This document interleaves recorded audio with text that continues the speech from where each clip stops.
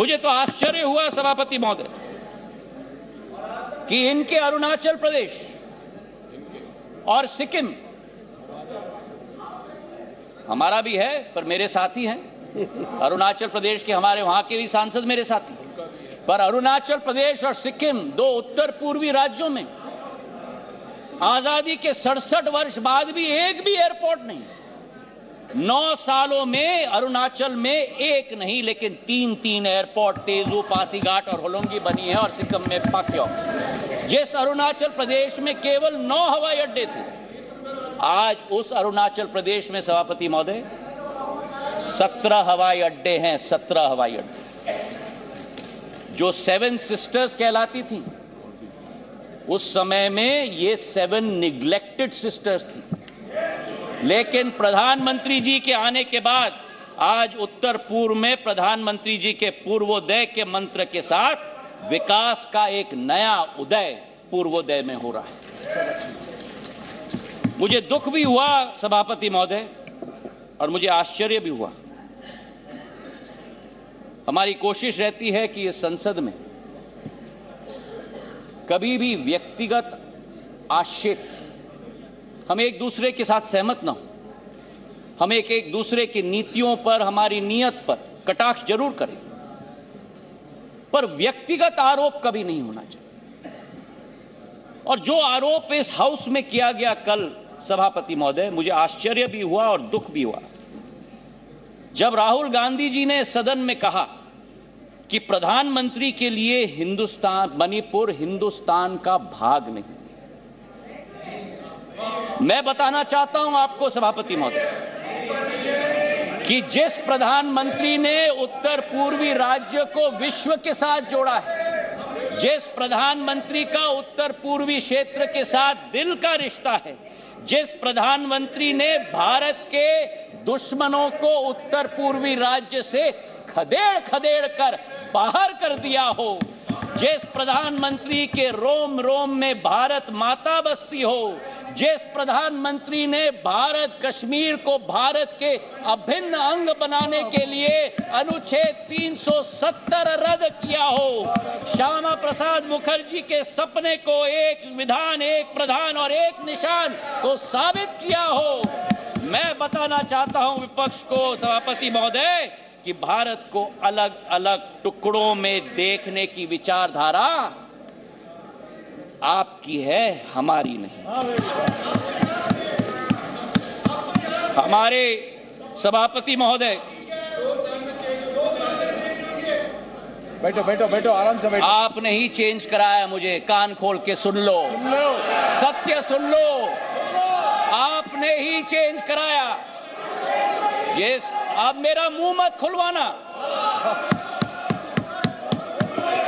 सभापति महोदय, जिस अविश्वास प्रस्ताव को ये लेके आए, इसका सत्य देश की जनता के समक्ष होनी चाहिए। जिस तरह से एक एक वर्ग का विश्वास तोड़ा गया है और जिस तरीके से प्रधानमंत्री जी ने एक एक वर्ग का अविश्वास को विश्वास में परिवर्तित किया है, वो सत्य आज इस सदन के द्वारा देश की जनता के समक्ष जानी चाहिए। किसान सभापति महोदय इस देश की रीढ़ की हड्डी, 60% आबादी हमारी कृषि प्रधान राष्ट्र है, लेकिन अगर किसान का पीठ तोड़ने वाला कोई कालखंड रहा तो 2014 के पहले रहा। आज हमारा किसान को समर्थन मूल्य पर्याप्त मात्रा में मिल रहा है, उसकी खरीदगी पर्याप्त मात्रा में हो रही है। आज हमारे किसान कितने उत्तेजित हो रहे हैं सभापति महोदय, खुजली बहुत आती है, खुजली बहुत आती है, खुजली बहुत आती है। आज हमारे किसान को सभापति महोदय धान की खरीदी में 90% वृद्धि हुई है, गेहूं की खरीदी में 75% वृद्धि हुई है। नरेंद्र सिंह जी यहां बैठे हुए हैं।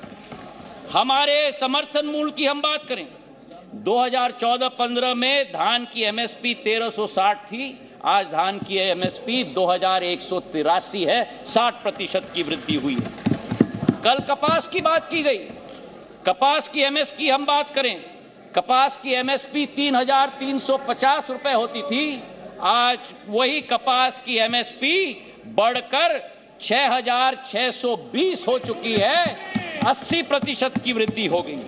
सोयाबीन की एमएसपी 2,560 रुपए होती थी, आज 4,600 रुपए हो चुकी है। 80% की वृद्धि हुई है। तो जहां हमारे देश का किसान, हमारे देश का अन्नदाता समृद्ध हो चुका है, उसी के साथ साथ किसान के लिए जो सीमांत हमारा कृषक है, 80% हमारा कृषक आज भी सीमांत कृषक है, उसके लिए एक सुरक्षा कवच के रूप में किसान सम्मान निधि के जरिए 6,000 रुपया प्रति वर्ष 11.5 किसानों के खातों में 2,40,000 करोड़ रुपए प्रधानमंत्री ने पहुंचाने का कार्य किया है। यही अंतर है तुष्टीकरण और संतुष्टीकरण के बीच में, सभापति महोदय। और इसी में मैं बहुत बताना चाहता हूं, मध्य प्रदेश में भारतीय जनता पार्टी की शिवराज सिंह जी की सरकार ने इस 6,000 रुपए में 6,000 रुपए अतिरिक्त मिलाकर 12,000 रुपया प्रति साल 80 लाख किसानों के खाते में डालने का कार्य किया। हमारे देश के पूर्व प्रधानमंत्री अटल बिहारी वाजपेयी जी का एक सपना था, उनका एक सपना था कि इंटरलिंकिंग ऑफ रिवर्स होना चाहिए, और आज उनके सपने को अगर साकार किया है तो प्रधानमंत्री नरेंद्र मोदी जी ने Ken Betwa interlinking of reverse के आधार पर किया है। 42,000 करोड़ रुपए की योजना, उत्तर प्रदेश और मध्य प्रदेश के 13 जिलों को मिलाकर 60 लाख लोग प्रभावित होंगे। ये वो बुंदेलखंड क्षेत्र है जिसने अपने इतिहास में सूखी माटी के अलावा कुछ नसीब नहीं किया था। अध्यक्ष महोदय, सभापति महोदय, आज वहां 11 लाख हेक्टेयर की सिंचाई होगी, 105 मेगावाट की ऊर्जा का सर्जन होगा, और उसी के साथ इस परिवर्तन के स्केल पे भी मैं बात करना चाहता हूं। यह परिवर्तन का स्केल आजादी से 2003 तक 56 साल कांग्रेस की सरकार रही, 56 साल 7.5 लाख हेक्टेयर की सिंचाई हुई थी, और 20 वर्ष में 2003 से 2023 तक 20 वर्ष में 45 लाख हेक्टेयर की जमीन की सिंचाई हुई है, 6 गुना। और जहां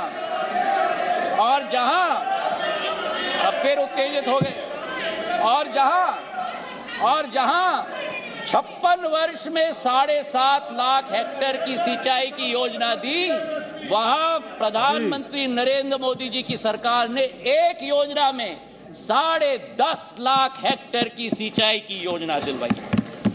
ये इसी बात का उदाहरण है, सभापति महोदय, कि डबल इंजन यानी डबल विजन। तुष्टीकरण से किसान का भला नहीं होता, बल्कि संतुष्टीकरण से ही किसान का भला होता है। गरीबों की अगर हम बात करें, हमारे सभापति महोदय, योजनाबद्ध तरीके से गरीबों को बैंक के अकाउंट से अलग रखा गया। हमारे देश के पूर्व प्रधानमंत्री ने कहा कि जब 1 रुपया भेजा जाता है, केवल 15 पैसे खाते में पहुंचता, मतलब 85 पैसे बिचौलियों की दुकान के आधार पर जाते। आज हमारे प्रधानमंत्री के द्वारा, नरेंद्र मोदी जी के द्वारा 50 करोड़ जन धन अकाउंट स्थापित करके 25 लाख करोड़ रुपए गरीबों के खाते में डालने का कार्य किया गया है। सभापति महोदय, हमारे गैस के कनेक्शन उज्ज्वला महिलाओं के लिए, हमारे घरों के 3.5 करोड़, हमारे क्षेत्र, हमारे देश की जनता को उत्पन्न करने के लिए हमारे प्रधानमंत्री जी की सोच है। अर्थव्यवस्था की बात हमारे वित्त मंत्री जी ने किया। मैं एक बात उनकी बात में जोड़ना चाहता हूं। स्कैम्स की लंबी लिस्ट कल गृह मंत्री जी ने पढ़ी थी। कोल का स्कैम हुआ, 2G का स्कैम हुआ, अनेक स्कैम हुए।